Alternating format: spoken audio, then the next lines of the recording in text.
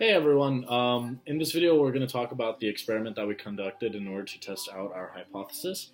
One of the things that we wanted to find out is if people would be willing to deal with listening to an ad in exchange for free music that we paid for. So we went and bought some iTunes gift cards and we tried to get people to come to our little booth and say, hey, would you be willing to listen to this ad via our laptop in exchange for these iTunes gift cards?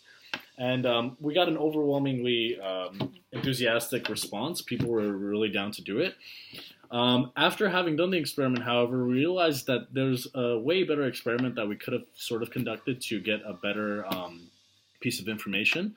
So instead of just asking people if they wanted to exchange, I guess, essentially their time for some money, we wanted to give them options. So what we came up with is we would still be willing to give people gift cards if they were listening to advertisements, but we also wanted to see if they would rather pay a little bit less than we purchased the gift cards for in exchange for, and we'd give them the iTunes gift cards, but then they wouldn't have to listen to any advertisements.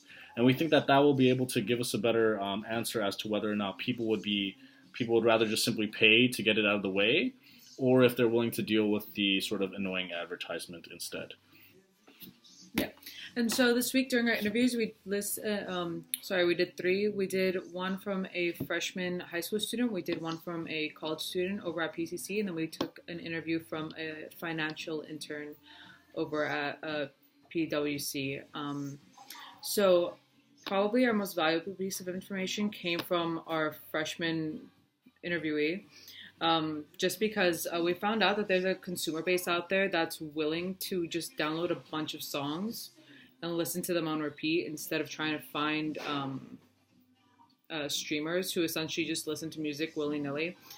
So if we can sort of incentivize people within our mobile app to download a bunch of music and replay it rather than just listening to a bunch of music all at once and never replaying it again, that reduces the amount of royalties we would have to pay and will rank up advertising revenue bunch. So that was a really, really important piece of information we got from the interviews. Also, just conducting the interviews over again helped us sort of solidify that, people are interested in this type of app and that we could turn it into like a feasible business. Yeah, I mean, and we also got some like relatively negative responses, which was also good.